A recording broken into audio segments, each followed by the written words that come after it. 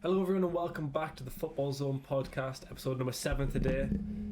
And before we get into the video, please like and subscribe. We'd much appreciated. Leave a comment down below how you liking these videos. We'd much appreciated. And also we do have TikTok and Instagram as well. They'll be linked in the description. Go check them out if you'd like to. But getting into the podcast. Weekend of football. It was really fun.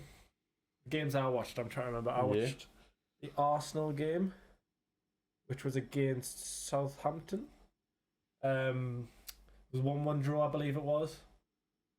It was a one-sided affair in the first half, but then Southampton really got into the game in the second half. They were counter-attacking really well. They had a few offsides and stuff like that. I would say they did deserve a draw. They were probably were the better team in the second half. One major point before we speak about results is Aston Villa's hired a new manager. Oh yeah, Unai Emery. Unai Emery is back. Managing all the types of villas. Sevilla, Villarreal. And Aston Villa. Aston Villa. I swear there was another one, but I can't remember. No, that was the three. Yeah. Hell of an appointment. He's a great manager, but yet, are we going to see the same Unai Emery we saw in the Premier League when he came into Arsenal? That was manager that couldn't really handle personalities. That was a depleted Arsenal, that though. And I think because the thing with Unai Emery is he struggled at those high-end, high-demanding teams. PSG, Arsenal. He's coached. Whereas when he coaches those mid-table teams that want to push and try and get into European spots, he works very well with those sort of teams. And extracting the best out of what he's got. So, yeah, he works better without sort of the massive investment sort of thing. The thing is, though, Aston Villa have got a lot of money behind them. I think they're like 4th richest club. Well, he's been told that in 2023 that he'll get investment and improve the squad, which, in all honesty, I keep saying this, Aston Villa doesn't have a whole deal of a bad squad. Of reinvestment needed in that squad. Their side's really, really good. Luca Digne, they've got Emery Martinez in goal. They've got Matty Cash, Konze, Kamara, Douglas Luiz has just signed a new contract. Leon Bailey, the centre back, just signed from Sevilla. Diego Carlos, yeah. Ings, Watkins, Coutinho, Buendia. Some really, really talented players. So they've got Bailey. It's more having a manager who knows what to do with them. And extract what. Well, I mean, they beat Fulham 4-0 on the weekend. Yeah. Was it Fulham? No, Brentford. Brentford, sorry. I mean, that's a bad look on Steven Gerrard there personally, because his assistant coaches come in, but you always see that with teams who just sack the manager, they have an instant kick. And that's what I'd love to. Instant kick. I'd love to get a professional on and sort of understand what kind of goes on in that transitional phase. What happens to the players' mindsets? Why does it shift? I think a lot of players are instantly fighting for the spot. They're instantly fighting to impress and have that second opportunity. Yeah, they're instantly right, we've performed absolutely horrendously under this manager. Someone's coming in is going to be looking at our performances recently and go, well, he's been crap. He's out. Not necessarily his fault. Could be the coaches. You just said, right, I need to impress straight away here. And they've had that game there where they had the assistant coach in, and Unai Emery doesn't take charge until the 1st because of work permit. So I believe there might be another game before he's in charge. They've got another point to impress before. And Unai Emery will be at the stadium more than likely watching the game. Exactly. So and at least watching it at some point. Be at training as well, watching the train. So they get that instant kick, and it's kind of like the honeymoon phase. I was gonna say, but I'd love to understand it more in a sort of position where we have a coach that comes on and sees how the players react and the shift of mindset and the shift of performance and stuff like that, where the ability's still there but they're not getting extracted by that manager, and I want to understand why. That's the thing. Unai Emery is awesome at that, and he's proved that. I mean, with the trophies that he's won with the likes of Villarreal and Sevilla. I mean, he was a 3-time Europa League, something like that. I think it was as well. Yeah. So he beat Liverpool. I remember that. Yeah. So he's a very good appointment. I think it cost him $6 million To buyout. Did you see they were looking at Sporting Lisbon's manager? Really? Did you see his buyout clause? No. 26 million. Wow. Long-term contract, I'm guessing. No, that was to buy him. Or to buy him. Buy him out of his contract, out of Sporting Lisbon, Wow. which would be the highest transfer manager fee of all time. So Unai Emery's buyout is 6 million, then he's on 7 million a year or something like that. Fair enough. So I mean, he is a quality manager, but we need to what we need to find out from him is if he can perform in the Premier League, or is he just that type of person that understands the Spanish League and sort of European teams a lot more than the Premier League. Maybe. Another major thing from the weekend, Leicester beating Wolves 4-0 away from home. And I love Jamie Vardy's celebration. I love Jamie Vardy down in a Red Bull before he came on the pitch, scores and grabs an assist. But the thing is though, his celebration was so funny. He literally runs off to the side. Oh, he starts howling at the fans and then stinking it out. Yeah. Oh, it was so funny. He's good. What else should we have? It was the Newcastle score. 2-1 against Spurs. Beating Spurs 2-1. And like I said, I come back to this. Spurs don't have an identity. We controlled the game completely. We deserved that win. And I actually spoke to someone today while I was at work, and they were saying, like, genuinely, what on earth was Lloris doing? Yeah. Like, what did he expect from that situation to happen? He literally was... He came out instead of just booting it, which would have been the smart decision. He decides to chest it and try to go past Callum Wilson, whilst Callum Wilson's running for the ball. Where else is... And then he slows down and tries to back out of the way. I've said this for a couple of years now, and I get a lot of hate for it, is that Lloris isn't as good as everyone that makes him out of when they got that goalkeeper in from Atlanta last season on loan, I remember I said it to you, I was just like, he starts over Lloris. Oh, no, 100%. And then a lot of people are like, no, he doesn't. I'm like, he does. But he just finished players in the Italian league with him in net. They've got him in on loan, didn't play him, and he's back. But the thing that Maigan from AC Milan has to start over him. Yeah, he has to start over him. 100%. In the French team. I mean, Donnarumma was one of the best keepers in the world at the time. He was at AC Milan, and he was up and coming and this and the other. He then went to PSG on a free. No one batted an eyelid at AC Milan because of Manigan coming in, and that's massive boots to fill, and he just slotted in and easy done. And potentially the best goalkeeper in the world at the moment was Donnarumma. At that time, he was the most sought after goalkeeper, and losing him was massive. And then he's just dropped in and won the league. Exactly, doing something that Donnarumma couldn't. So that was massive, but. On Spurs, I don't know what it is for Spurs. Are just struggling. I mean, they're not. They're in third, but I don't. Where they get their points from is just these nitty little 1-0 wins or 2-0 wins when like the game's kind of over and they get in the counter attack and score a second goal. But they just not. They're not. They're lacking creativity, but they're not lacking in creative players. If that makes sense. Yeah, like they're. When I watched the game the other day, Spurs had a chance to counter-attack, but instead of that, Harry Kane picks up the ball in terms of a throw-in, so they could have went on a counter-attack if the right back picked up the football and threw it in to Harry Kane, then Harry Kane passes it on, that's a counter-attack. We only had 3 defenders back. But instead, Harry Kane picks up the ball because he feels like he's the person that has to do everything. Throws it back. And then just throws it back. It's this... He's got that mindset where he's like, I have to do it all by myself. If I don't do it, no one else is going to do it. No, if you just stay at the top of the pitch. Spurs have a really good side. Exactly, but the thing Spurs is, though, do have good players. He's stuck in that mindset because he's been like that for the past 3 seasons, where he has to be that person that grabs the ball from deep, passes it off. Fair enough, he had a few opportunities at the start of the game in the first 5 minutes where he was looking dangerous. He played a few passes in, but at the end of the day, Spurs is done now. The quality of their forwards is not the same as what they were last season. And Son missed an absolute awful chance, which Nick Pope dealt with immaculately.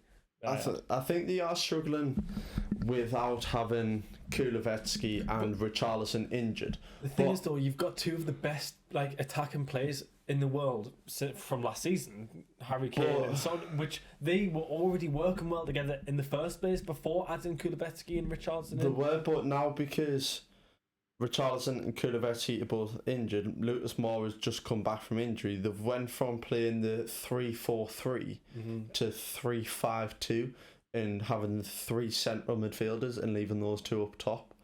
And they've just lacked any form of creativity for Son and Kulusevski or Son and whoever dropping deep and grabbing the ball and being creative. Sorry. The thing is though, Son and Kulusevski aren't the type of players that drop deep. It was Kane that every single time he dropped deep, then laid that pass off and then made that run. And Kane and Son have played together as a 2 many times before, so I don't see, there's no excuses for them 2 players to not have performed against us at all. Them 2 players playing up top together should have performed. But they're not performing in Spurs in general as a team anyway. No, they're not. They're genuinely woeful. And but you can tell they're missing these individuals, but at the end of the day, if you're wanting to compete for the title, you've got to step up. Which Antonio Conte came out and said at the weekend that the nowhere near a title race. Yeah. The thing is though, I'm saying this like they haven't got another winger. Perisic can play on the left, shift Son across to the right, or Perisic play on the right. He's a winger. He's played in the wing positions for a very long time. He's just keeping Perisic at wing back. And that's what I don't understand. If you're missing a winger that much, and you've got someone experienced as Perisic is, why aren't you playing him on the wing? I wouldn't even do it. Who have you got else at left back? Ryan Sessegnon, he plays left wing as well. Ryan Sessegnon's got a left wing back, and Perisic is playing right wing back, or Emerson Royale comes in. But you've got those positions covered. But even I always talk about this is why don't they just have a little dip into the youth? Not even that. You don't even need to. You don't need to dip into the youth when you've got. You don't need to, but why don't big teams do that? I mean, I'm not being funny, but like if you look at Spurs' sort of academy over the past few seasons, who have they brought through? Nobody. But is that to do with the talent, or is that to do with the club? I think it's just the talent. Because there's a hell of a lot of talent to bring them through, but that like, disappears. Yeah, but the thing is though, like when you're looking at an academy in London, Arsenal and Chelsea are the ones that realistically, if someone like would want to progress and there's options to progress, they go to them. Because you look at Spurs already and they go, oh, I'm not going to get any chance at Spurs, I might as well go somewhere else. And that's what's happening. They're not bringing anyone through, and the talented players that are not getting these opportunities clearly are getting shipped off to somewhere else. Yeah, but there's got to be something in for their academy that they could bring to a forward player that they can bring on. But back on that, the forward players, and if they're scared of not having wingers, they do have Ryan Sessegnon. He was a winger before. He's a left wing back. He was. And so was Perisic. So you can play one of them out on the left and shift Son to the right. Son's an experienced winger. Or even if you don't like the fact that Son's not in his normal position of left wing, have Son in left wing and then have Ryan Sessegnon or even Perisic as a sort of inverted winger. Do you know what I'm thinking about as well, though? All these options that were given that don't need to be given, because they signed out Brian Gil last summer from Valencia. What? He's on loan somewhere, isn't he? No, he's not. He was on loan last summer, and he's come back this summer. He's a winger. I'm pretty sure I saw like a training clip of him, and he looks absolutely He's in awful. Spurs now. I'm pretty sure I don't think he's the player that people have made him out to be. Probably not. Didn't they spend like 30 million on him? They spent a lot of money, but that's Spurs and wasting money again. Fulham beat Leeds 3-2 away after being 1-0 down. That's Jesse Marsh. That's pressure on Jesse Marsh. Whoops, sorry about that. On Marsh. We also, in the last episode of the podcast, we missed out a rather large manager that we didn't realise got sacked. Thomas Tuchel. Yeah, someone actually pointed that out in the comments of one of our TikToks. Yeah. So it's 4 managers so far being sacked, being Gerrard, Tuchel, Bruno Lage, and Scott Parker. So yeah, 4 managers, potentially a 5th now. 15 left. The thing, and then Brendan Rodgers was on the. Anything can change so quickly. The Prem, everyone knows that, because Leeds were doing well and progressing quite well, and now they're under scrutiny. Literally, a run of a couple of games or a couple of losses in a row have put them right in the. Yeah, the things with Newcastle as well though, we went on a run of games of having like 6 draws in a row, and we were sat bottom half of the table, not at the very bottom, but we're in like 13th, 14th, not looking like we could win a game or close a game out, and then all of a sudden we then went on to beat. We got a draw against Man U, and then we won against Spurs and Everton, and obviously we beat. You drew against City. Yeah, I mean, that was at the start of the season, though. So drew against City, though. Yeah, but that's a big point to get. I mean, we'd also probably deserve 3 points from that game as well. Yeah, like, if we won that game... West Ham have started to kick on a bit, eventually. Are they not starting, like, 17th? No, they're 10th now. Are they? Yeah. What's the points difference between 10th and 17th? West Ham sat in 10th, 14 points, and Leicester in 17th with 11. So 3 points are the difference between. That's what I'm saying. Literally, one game can change. Any dip can change anything. But I mean, what I don't understand is now is about like the punditry now. Like I saw the other night, it was like, oh, these teams are struggling in the league, but if they win one game, they're at mid-table. Then you're saying, oh, they're having a great season. Yeah. Like that's what I don't understand. Like, you need to give it till December to then really have a grasp on what's happening in the Premier League. I think West Ham or David Boyes weren't shaking any sense of it, because at the end of the day it was before the 10-game mark where they were struggling. Exactly. And but they were struggling, but you've got to give it time. Now they've started playing Premier League, Conference League, Premier League, Conference League. They're starting to get into a flow of their season, which generally goes the other way, where they start playing back-to-back games, and that's when the struggle comes. But they're starting to get into the proper flow of it. They might have been prepping for that sort of stage where they might have been, but I mean, they're kit on now. Beat Wolves, beat Fulham, drew against Southampton, got beat off Liverpool, and then just beat Bournemouth. So in the Premier League, that is. Where's Bournemouth in the league now? Bournemouth are 14th. Really? Yeah. I haven't watched any games of Bournemouth so far this season. They're just plodding along. I mean, we predicted that they would get relegated at the very bottom. Yeah, and have less than 10 points in the season. There's still plenty of time for them to get relegated. I still think they will get relegated. Like we said, there's only 3 points that separate 10th and 17th.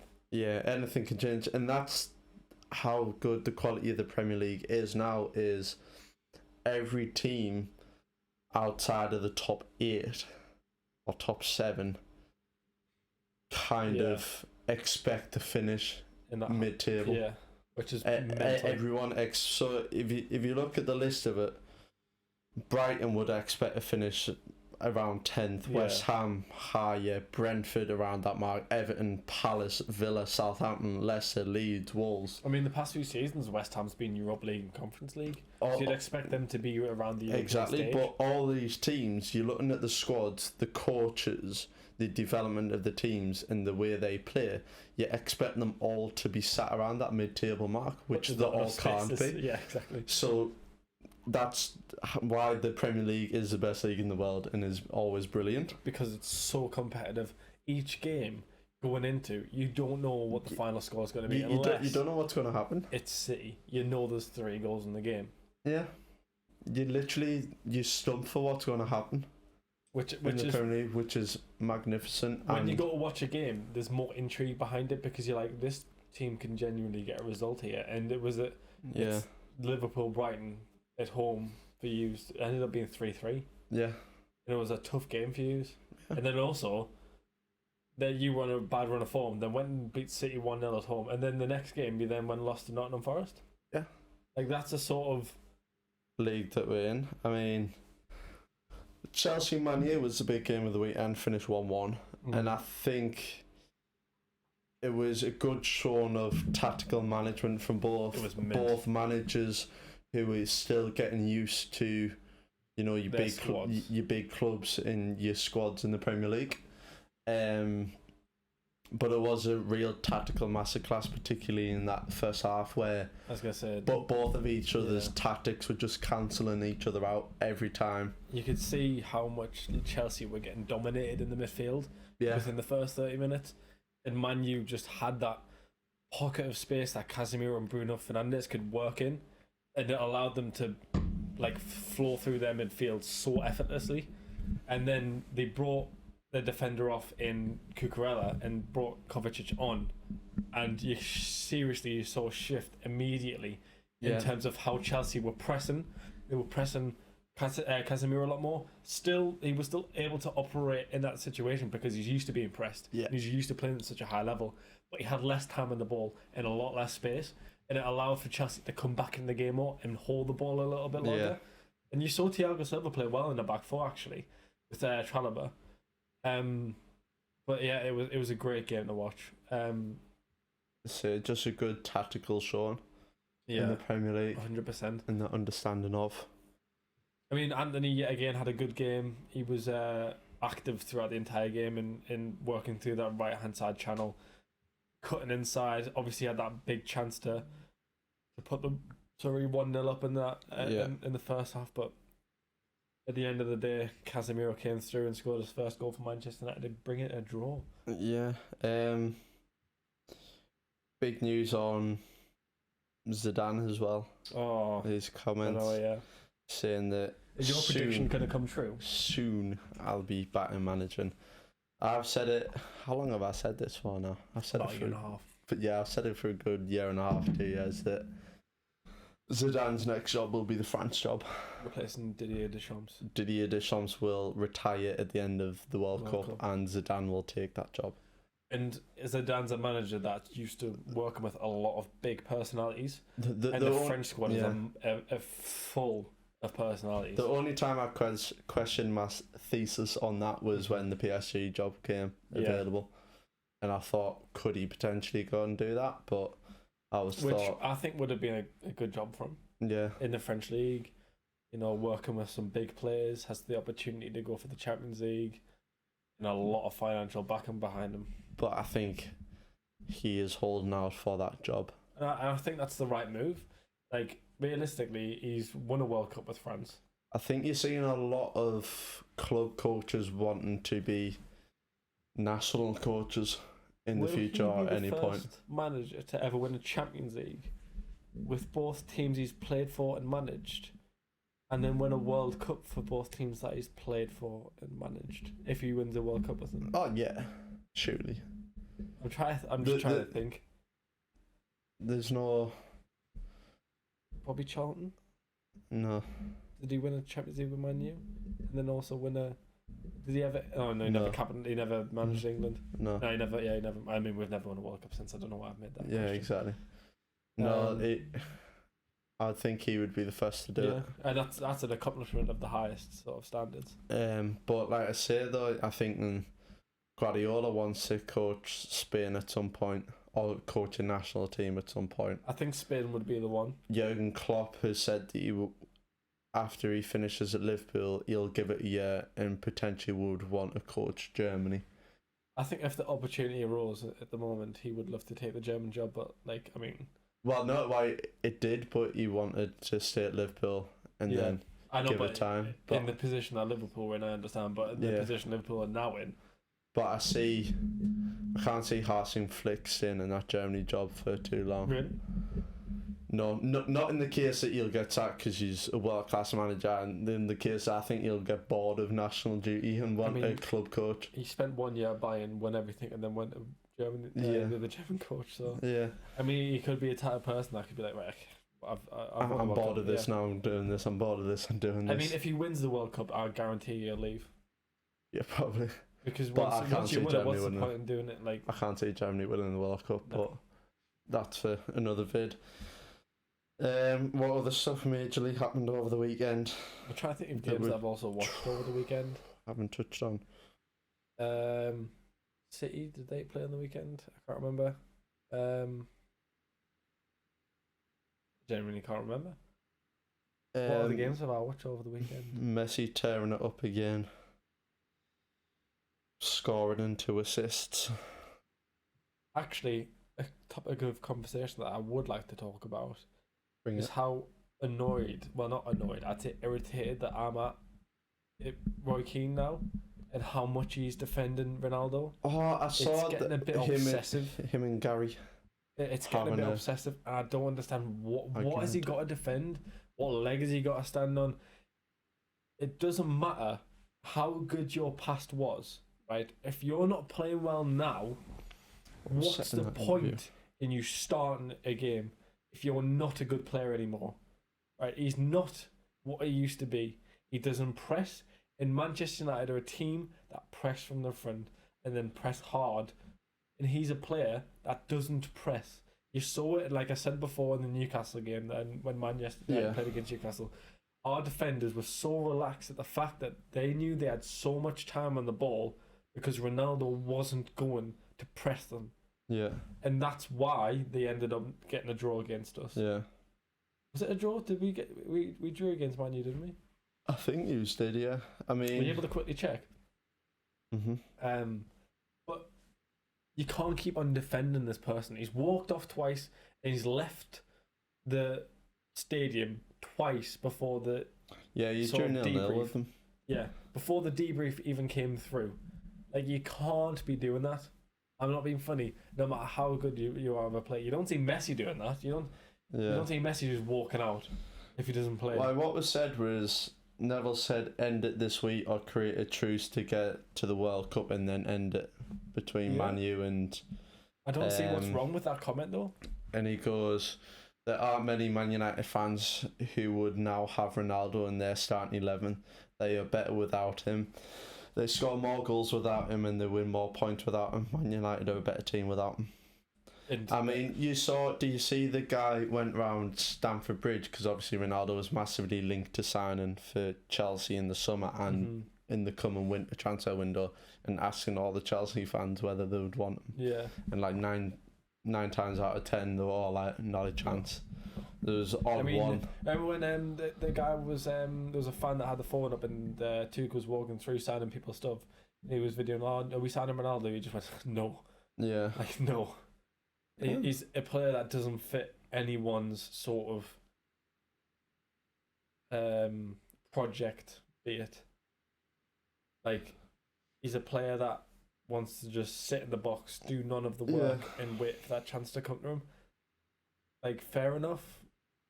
Just go to a different league. Just go Sport Lisbon, have your final year, retire.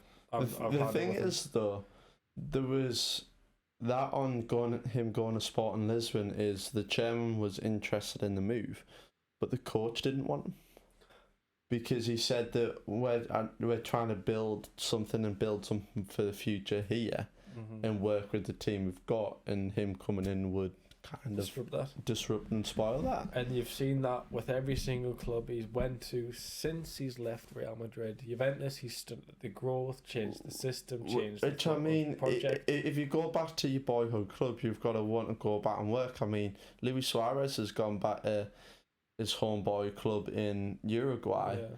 And like, he hasn't made a big deal about it. He's just still the same old Luis Suarez as he's ever been, scoring goals and working hard for the team, and not making a big fuss. Exactly. So I think the Ronaldo situation is just going on for far too long, and him coming back to Man U, he should have been wanting to be there, and it didn't seem like he did. Yeah, it was a move that was like, oh, right, Juve don't want me here. I need to find somewhere else because one, I want to keep on playing football. It has to be somewhere with the Champions League. Do you think deep down he wanted that move to City? Yeah, no, 100%. He wanted the City move, but you can clearly see that there's external factors involved in that. That sort of, and the person that I think that sort of spearheaded that was Ferguson. Yeah, and I don't agree with that at all. He's not the same player, and you can't keep on defending him. He's not a kid anymore. He's a 37-year-old man. Yeah. He's one of the most experienced people in world football. Yeah. He's played at the top for so long. You should know the difference between right and wrong. You should know the difference between working hard for your team and being a little prat. Yeah. He's being a little prat. Yeah. Something that I did just think about that I did save the other day because I wanted to speak about was did you see Feyenoord captain Koku, or however you pronounce his name? Do you know the rainbow armbands and rainbow laces campaign and all that sort of stuff? He came out and said that he isn't wanting to do it. He's refusing to, because he's a Feyenoord captain. He's refusing to wear the armband, and he got a lot of backlash for it. So he came out with a statement stating why, and he was because of his religion and his background and his preferences. He believes that everyone is free to do what they want to do and feel free. He said, I fully understand the importance of this action, but because of my religious beliefs, I don't feel the right person to support it. Which is fair enough. Which is absolutely fair enough. I think any backlash that he was getting was nullified. Was nullified by his statement, but he should have been respected instantly for not wanting to wear it, because at the end of the day, someone's beliefs are someone's beliefs. Yeah. And you can't force them to do something that goes against them. That's the same way as they're pushing for diversity in terms of these equal rights for mixed colours, mixed genders, however you be it. So I'll let these equal rights be set for these religions. Why can't these religions be respected in what their beliefs are?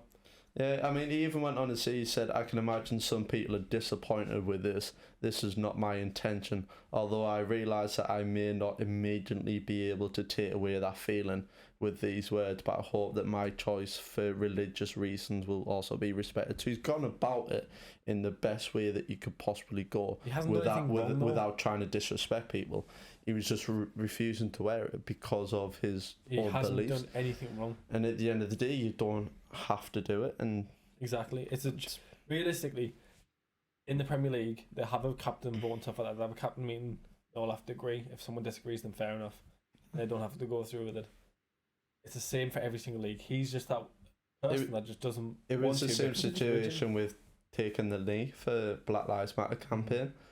Not everyone had to, but everyone did until certain players stopped, like Wilfried Zaha decided not to. Well, the thing is, he said is because we keep on taking this knee, but nothing's happening from it. We just keep on taking this knee for there's no reason behind it. So therefore, he doesn't take it anymore. Yeah, he was just like, why am I kneeling down to show that I'm equal, sort of thing. So each of the run, I think the way that he went about it, Feyenoord's captain, was the best way to go about it.